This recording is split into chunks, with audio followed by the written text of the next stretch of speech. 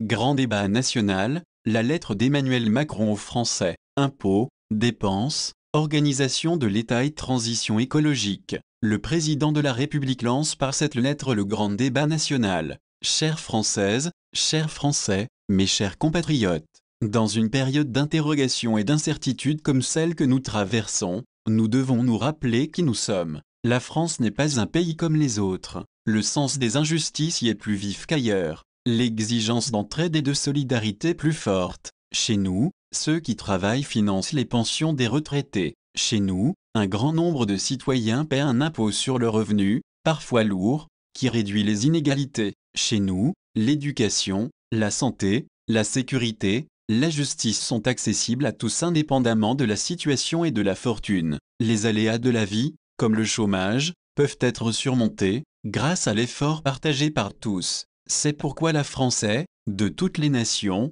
une des plus fraternelles et des plus égalitaires. C'est aussi une des plus libres, puisque chacun est protégé dans ses droits et dans sa liberté d'opinion, de conscience, de croyance ou de philosophie. Et chaque citoyen a le droit de choisir celles et ceux qui porteront sa voix dans la conduite du pays, dans la conception des lois, dans les grandes décisions à prendre. Chacun partage le destin des autres et chacun est appelé à décider du destin de tous. C'est tout cela, la nation française. Lire aussi lettre de Macron. Pourquoi tant de questions? Comment ne pas éprouver la fierté d'être français? Je sais, bien sûr, que certains d'entre nous sont aujourd'hui insatisfaits ou en colère, parce que les impôts sont pour eux trop élevés, les services publics trop éloignés, parce que les salaires sont trop faibles pour que certains puissent vivre dignement du fruit de leur travail, parce que notre pays n'offre pas les mêmes chances de réussir selon le lieu ou la famille d'où l'on vient. Tous voudraient un pays plus prospère et une société plus juste.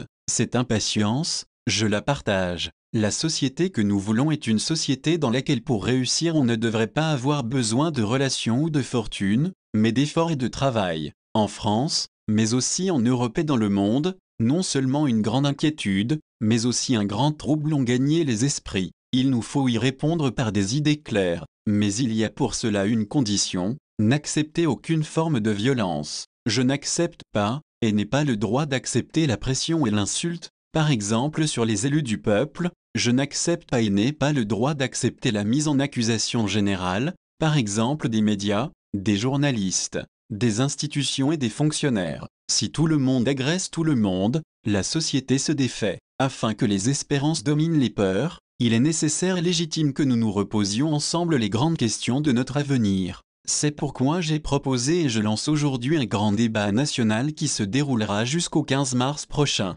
Depuis quelques semaines, de nombreux maires ont ouvert leur mairie pour que vous puissiez y exprimer vos attentes. J'ai eu de nombreux retours que j'ai pu prendre en compte. Nous allons désormais entrer dans une phase plus ample et vous pourrez participer à des débats près de chez vous ou vous exprimer sur Internet pour faire valoir vos propositions et vos idées. Dans l'Hexagone, outre-mer et auprès des Français résidant à l'étranger, dans les villages, les bourgs, les quartiers, à l'initiative des maires, des élus, des responsables associatifs, ou de simples citoyens, dans les assemblées parlementaires comme régionales ou départementales. Les maires auront un rôle essentiel car ils sont vos élus et donc l'intermédiaire légitime de l'expression des citoyens. Pour moi, il n'y a pas de questions interdites. Nous ne serons pas d'accord sur tout, c'est normal, c'est la démocratie. Mais au moins montrerons-nous que nous sommes un peuple qui n'a pas peur de parler, d'échanger, de débattre. Et peut-être découvrirons-nous que nous pouvons tomber d'accord, majoritairement, au-delà de nos préférences, plus souvent qu'on ne le croit. Lire aussi Coignard, débat national ou dialogue de sourds. Je n'ai pas oublié que j'ai été élu sur un projet, sur de grandes orientations auxquelles je demeure fidèle. Je pense toujours qu'il faut rendre à la France sa prospérité pour qu'elle puisse être généreuse, car l'un va avec l'autre. Je pense toujours que la lutte contre le chômage doit être notre grande priorité, et que l'emploi se crée avant tout dans les entreprises, qu'il faut donc leur donner les moyens de se développer. Je pense toujours qu'il faut rebâtir une école de la confiance, un système social rénové pour mieux protéger les Français et réduire les inégalités à la racine. Je pense toujours que l'épuisement des ressources naturelles et le dérèglement climatique nous obligent à repenser notre modèle de développement. Nous devons inventer un projet productif, social, éducatif, environnemental et européen nouveau, plus juste et plus efficace. Sur ces grandes orientations, ma détermination n'a pas changé. Mais je pense aussi que de ce débat peut sortir une clarification de notre projet national et européen, de nouvelles manières d'envisager l'avenir, de nouvelles idées. À ce débat, je souhaite que le plus grand nombre de Français, le plus grand nombre d'entre nous, puissent participer. Ce débat devra répondre à des questions essentielles qui ont émergé ces dernières semaines. C'est pourquoi, avec le gouvernement, nous avons retenu 4 grands thèmes qui couvrent beaucoup des grands enjeux de la nation: la fiscalité et les dépenses publiques, l'organisation de l'État et des services publics, la transition écologique, la démocratie et la citoyenneté. Sur chacun de ces thèmes, des propositions, des questions sont d'ores et déjà exprimées. Je souhaite en formuler quelques-unes qui n'épuisent pas le débat mais me semblent au cœur de nos interrogations. Le premier sujet porte sur nos impôts, nos dépenses et l'action publique. L'impôt est au cœur de notre solidarité nationale. C'est lui qui finance nos services publics.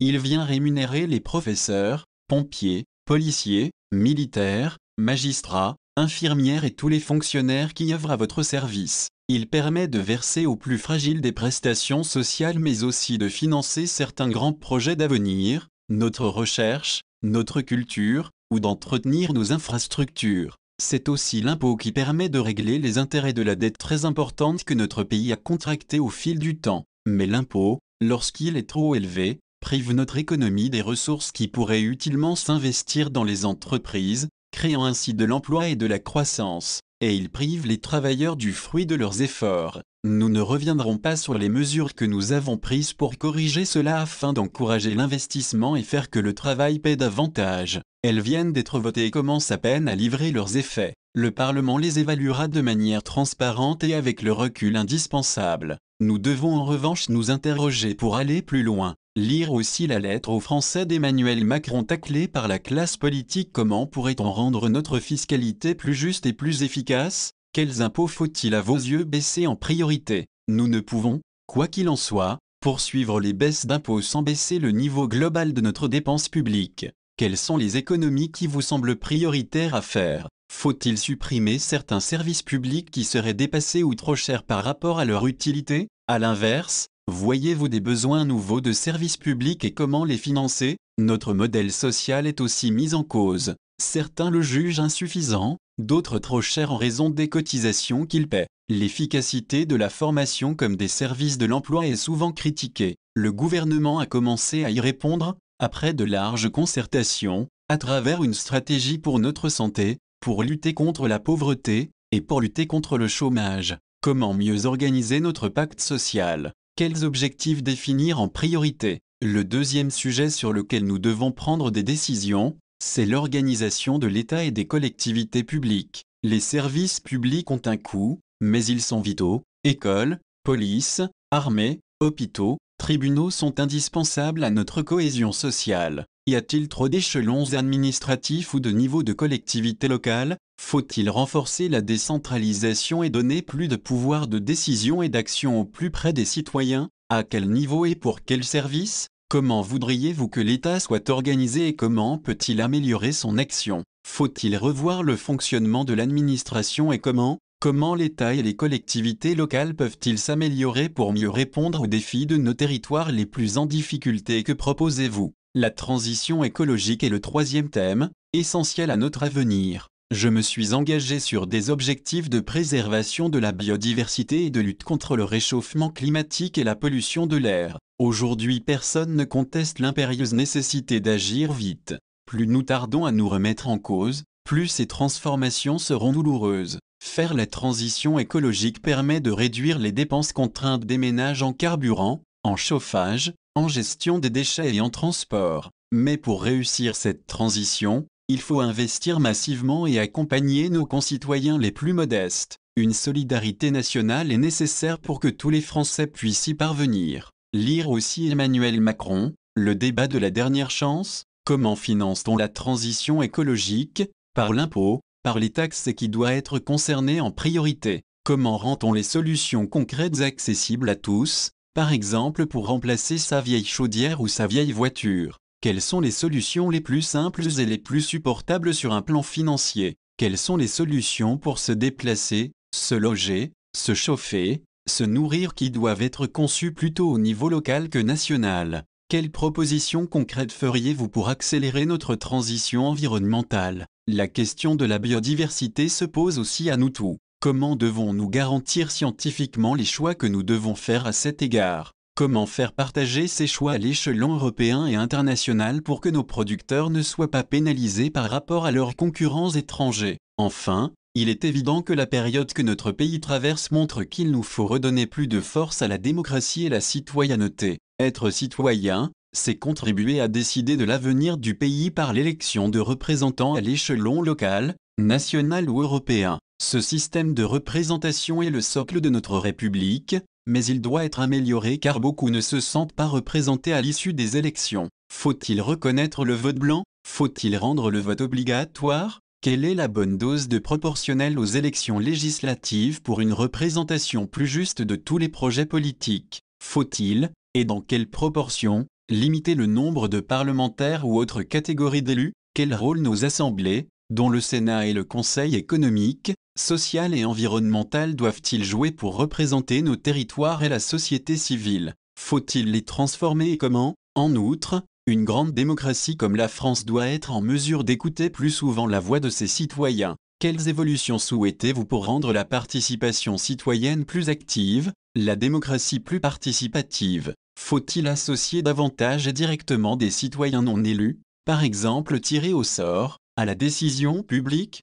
Faut-il accroître le recours au référendum et qui doit en avoir l'initiative? La citoyenneté, c'est aussi le fait de vivre ensemble. Notre pays a toujours su accueillir ceux qui ont fui les guerres, les persécutions et ont cherché refuge sur notre sol. C'est le devoir de l'asile, qui ne saurait être remis en cause. Notre communauté nationale s'est aussi toujours ouverte à ceux qui, nés ailleurs, ont fait le choix de la France, à la recherche d'un avenir meilleur. C'est comme cela qu'elle s'est aussi construite. Or, cette tradition est aujourd'hui bousculée par des tensions et des doutes liés à l'immigration et aux défaillances de notre système d'intégration. Que proposez-vous pour améliorer l'intégration dans notre nation? En matière d'immigration, une fois nos obligations d'asile remplies, souhaitez-vous que nous puissions nous fixer des objectifs annuels définis par le Parlement? Que proposez-vous afin de répondre à ce défi qui va durer? La question de la laïcité est toujours en France sujet d'importants débats. La laïcité est la valeur primordiale pour que puissent vivre ensemble,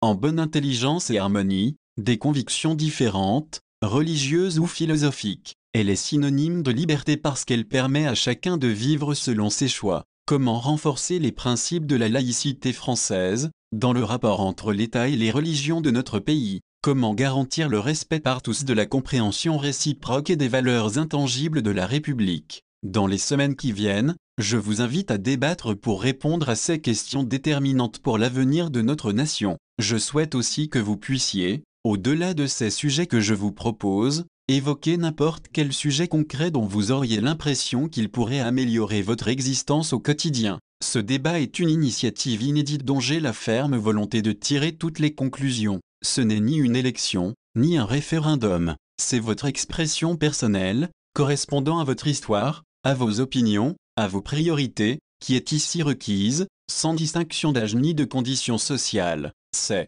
je crois, un grand pas en avant pour notre République que de consulter ainsi ses citoyens. Pour garantir votre liberté de parole, je veux que cette consultation soit organisée en toute indépendance, et soit encadrée par toutes les garanties de loyauté et de transparence. C'est ainsi que j'entends transformer avec vous les colères en solutions. Vos propositions permettront donc de bâtir un nouveau contrat pour la nation, de structurer l'action du gouvernement et du Parlement, mais aussi les positions de la France au niveau européen et international. Je vous en rendrai compte directement dans le mois qui suivra la fin du débat. Françaises, Français, je souhaite que le plus grand nombre d'entre vous puisse participer à ce grand débat afin de faire œuvre utile pour l'avenir de notre pays. En confiance, Emmanuel Macron. Source, le gouvernement français. Le leadership européen international, je le tiens de mon peuple, mon peuple, mon peuple.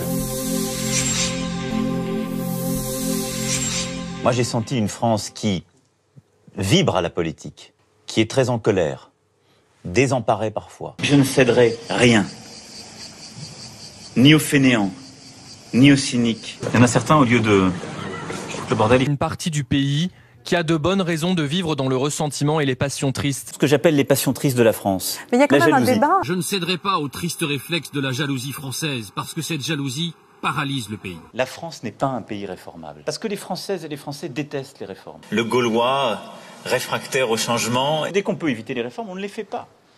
C'est un peuple qui déteste cela. C'est un peuple qui déteste cela. Moi, j'ai senti une France qui est très en colère, désemparée parfois. Fainéant, cynique. Certains, au lieu de foutre le bordel, Vivre dans le ressentiment et les passions tristes. les passions tristes de la France. La jalousie française, cette jalousie paralyse le pays. T'es dans ta jalousie, je suis dans mon jacuzzi, quoi. Le Gaulois, réfractaire au changement. Dès qu'on peut éviter les réformes, on ne les fait pas. C'est un peuple qui déteste cela. Parce que c'est notre projet! Merci de nous avoir suivis. N'hésitez pas à vous abonner et à lâcher un pouce bleu.